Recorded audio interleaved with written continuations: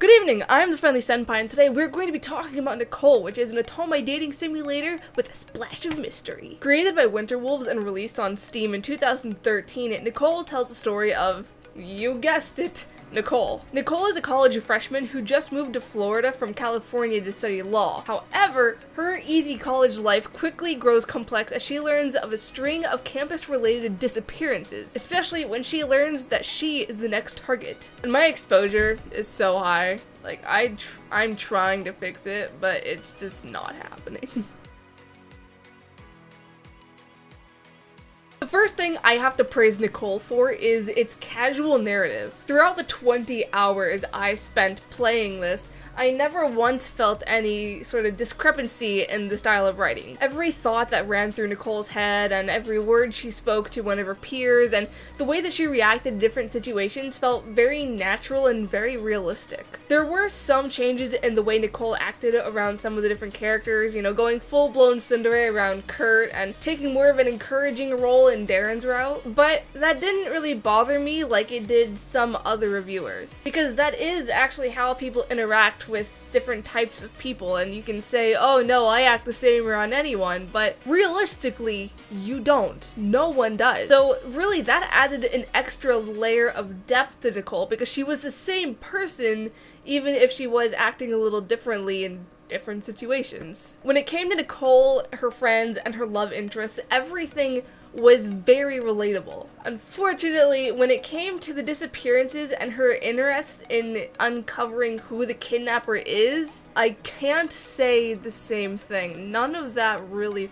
felt right. A story should ease you into its theme. You should build up to the story's prevalent mood by introducing different elements until the player or viewer or reader is swept up in their adventure. This is especially true for mysteries. You can't just throw a mystery into a story like it's some kind of afterthought. But that's what Nicole did. In the opening scene, Nicole's having this inner monologue about going to a new school and needing to find a building, and oh, by the way, 3 girls have gone missing from campus. Then you immediately start looking into it in your free time.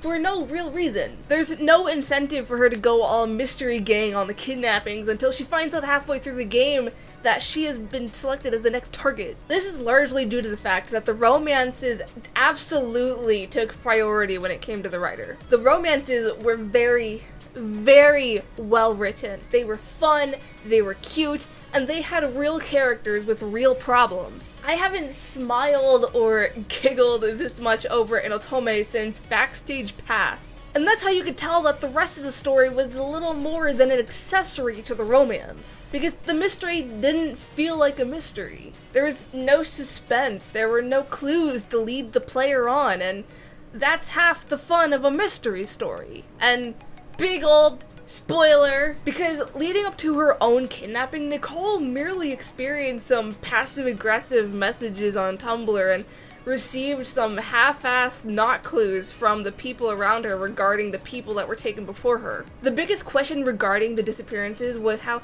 the girls disappeared for like 72 hours and then they reappeared with no recollection of what had transpired. So you would think that the game would shine light on what had happened to the girls, but no. Nicole is rescued before anything happens by her boyfriend, or she gets drugged and doesn't remember anything when the police find her, and then the game ends. The entire kidnapping scenario only exists to show you who the kidnapper is. The only exception to this is if you date the kidnapper himself, which is an option. They kind of went all heavy rain on you. But even then, it was just really blasé. For as entertaining as every other aspect of the story was, it was supremely disappointing for the disappearances to resolve in such an underwhelming manner. Another issue that bugged me was how incredibly boring the normal endings were. Because nothing happened. Nicole got out of her exams, and if you got the alone ending, then she just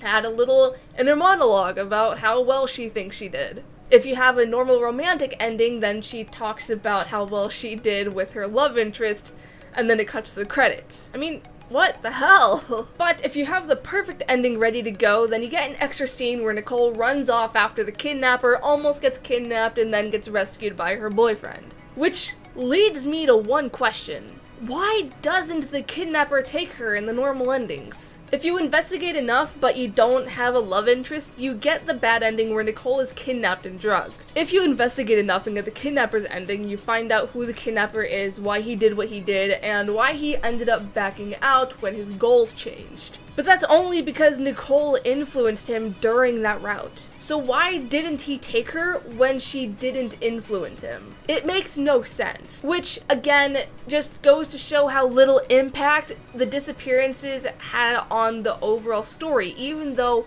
the mystery of the kidnappings is it's the game's main selling point. So this is the second Winter Wolves game I reviewed, and the art for Nicole is significantly better than the art used in Roommates. You guys have probably already noticed if you have actually been paying attention and don't just have this video playing in the background in another tab, but this has a really pretty digital painting-like style of artwork, and I loved it. So let's talk about the good points. The character designs were really cute. Kurt looks a little too small to be the star quarterback that's attending a private college on a special football scholarship, but I'll chalk that up to the artist being unable to draw muscular bodies because the rest of his design fits his character. And the same could be said for everyone else. If you're to look at Darren, you would definitely think that he's a shyer character, and Ted definitely looks like the country bumpkin with the short fuse. And I really loved how everyone had a collection of outfits. Every major character had something like 3 or 4 different outfits with unique aesthetics, with Nicole having closer to 6. It kept things fresh, and it kept the characters from getting a little stale because they didn't have that many expressions, and I don't think any of them had any alternate poses. The CGs got a little awkward though. Something about the facial anatomy struck me as odd, and that's probably because the characters' faces changed completely. In the final CGs where Nicole kisses the love interest, they rarely ever looked like the same person they were in the sprites, which is a little jarring, and it kind of ruined the immersion. They also tried doing some ATL thing where the camera zoomed in on the characters in the CG, but it was so clunky and jittery that it hurt my eyes. So, in short, the sprites were great, the CGs definitely weren't. Also, Nicole looks like Lex from Jurassic Park. Because this is a proper dating simulator, Nicole had an added layer of gameplay that warranted its own gameplay segment. Unfortunately, not everything I have to say is positive. Okay, so as I said, there is a fair amount of gameplay to Nicole. Like with Backstage Pass and Roommates, which I've reviewed on this channel in the past, Nicole has you manage stats and build relationships with the people around you. And you do this through pretty mundane activities. You can maintain your morale and energy by basking in nature's glory or getting a good night's rest. You raise your diligence by taking runs through the park. Amity is built by socializing around campus. Wit is acquired through taking extra classes on the weekends, and so on. There are also odd jobs you can take around campus that will help you save money while also building stats, like taking a job at the campus convenience store or helping out in the science lab. And this is all pretty standard for simulators with one exception. It's too fucking difficult. On a normal setting, it will be impossible for you to achieve a perfect ending. In order to get a character's perfect ending, you need to raise your clue stat to 999. Your clue stat is essentially how far you are in your investigation, and 999 is max. You also have to get the stat for your romantic interest up to 999, so like diligence, amity, wit, and you have to max out their relationship. And it's just not possible. It may be possible with Darren's route because Darren's stat is amity, and amity, like I said, you build that by talking to people, and that doesn't drain you, and it actually builds your morale. So you don't have to waste time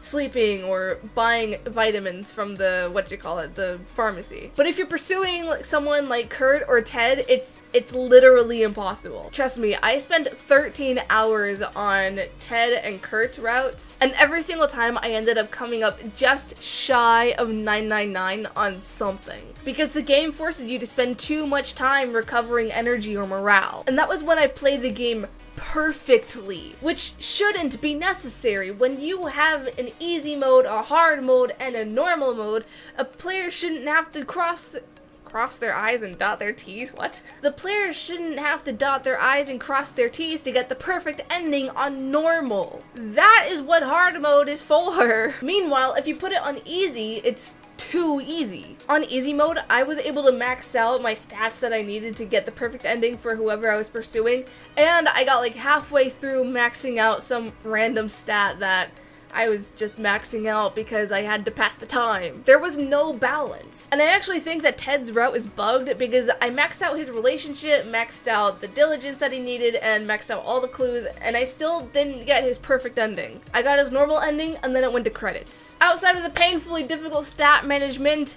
there is no auto. There is a skip function, which I only discovered by randomly pressing keys on my keyboard looking for it, but I couldn't find an auto function, which I don't know why there isn't, because it was made on the RenP engine, and if you make something on RenP, auto is already implemented. They would have to specifically remove the auto function, which was annoying when I was trying to play the game and take notes for this review at the same time. A plus was that every day ended with Nicole standing in front of the mirror with stat changes, relationship statuses, and a helpful hint that would help you understand the game a little easier. So, TLDR, I have very mixed feelings about Nicole. On one hand, the relationships you have with other characters are really fun. They're full of their little quirks, and they have their happy and stressful moments. And the interactions Nicole had with them were genuinely fun to be a part of. But the rest of the story suffered, and the game mechanics needed to be polished a little more before the game was released. Meanwhile, the sprites were cute, but the CGs were awkward. I have no complaints about the OST, however. It was adorable and quirky when it needed to be, and it brought its A game when the story picked up in intensity. So, when it's all said and done, this was a mixed bag of good and bad. Anyways, those are my thoughts on Nicole. If you've played it, let me know what your thoughts are in the comments below. Otherwise, all of my social media as well as my Patreon will be in the description. Happy unbirthday, and remember, a senpai loves you. Bye!